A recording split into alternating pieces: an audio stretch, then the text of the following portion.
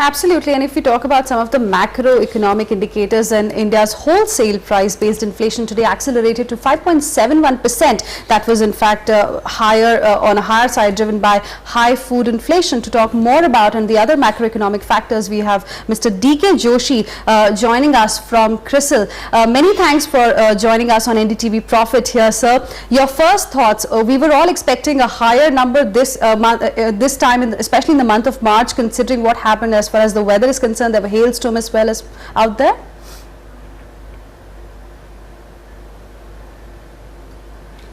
Yeah, I think this the inflation has actually both the data that were released over the last 1 week have surprised us adversely. IIP came lower than expected, and the inflation has come as expected, but much higher than what it was in the last month. Now, the key issue here is whether this spike in inflation is it temporary, transitory, or is it going to last? And I think that's a bit difficult to answer at this juncture. The previous hike in food inflation that we saw in the month of November, that was temporary and got corrected. But I think what is rather disturbing this time around is that it's not only food that has gone up, but the fuel inflation has also risen, manufacturing inflation has also risen. So there seems to be an all across board increase in inflation across WPI components, though the leader of the pack is of course food. And sir, talking about the inflation number last year, we saw that the inflation actually jumped to quite a high percentage. But despite a good monsoon, and this year we are seeing already a threat of an El Nino this year on this year's monsoon. So when exactly do you see any kind of a change in terms of cooling off of this inflation is concerned? Well, I think this, as I said, I mean, if it is not followed by an El Nino or a bad monsoon, then I think obviously food inflation will subside a bit. If we get a normal monsoon, then it can even come down. But the El Nino threat is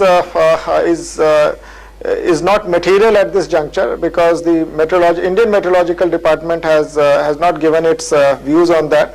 And even if El Nino does happen, it doesn't necessarily mean that we'll have a drought here. So there are a lot of uncertainties associated with El Nino, and we should keep our fingers crossed. I think the key issue there is that the first bit of news on monsoons is not encouraging at all. And I think that's a source of worry when no other engine of growth is firing. Manufacturing industry is in very bad shape, and services itself has slowed down. So I think you desperately need a good monsoon, not only from the point of view of inflation, but also from the point of view of growth. So I think, and central bank would be closely looking at these numbers, particularly looking at whether they are temporary or they are going to last, and I think that's going to decide their course of action going ahead. Dr. Joshi, what about the CPI number, which is expected to come out at around 5:30? What's your reading of the number? Well, I think going by the indications from WPI, where food is not such a large part of the index, but food inflation has risen the fastest. So I think if I look at CPI, I see CPI rising also swiftly. If not this month, then with a lagged effect next month, because food has about more than 50% weight in CPI. So it should result, if food inflation spikes, it should result in a higher increase in consumer price inflation. So I think it will get reflected both. I mean, as it has got reflected in WPI, we'll see it getting reflected in CPI as well. What about the core? Not an encouraging sign. What about core CPI? That also perhaps, according to most estimates.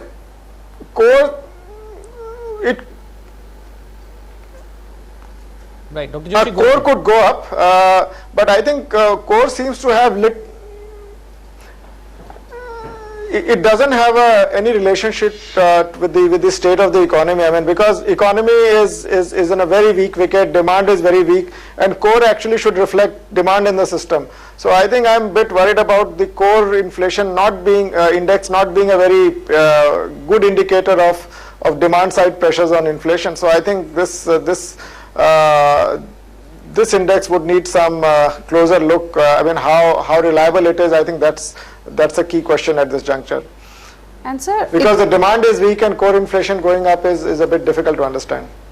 And if we look at the different indicators, we are again, I think, back to the square one. We've got high inflation once again, followed by low growth. All eyes, in fact, are now on the election outcome. Do you see any kind of a change, or exactly when do you see some kind of a change happening? Because clearly the new government is not going to have a magic wand to change things overnight. Only the sentiment apparently is going to improve. So when do you actually see the things changing after the new government takes over, which is expected to be a much more stable government?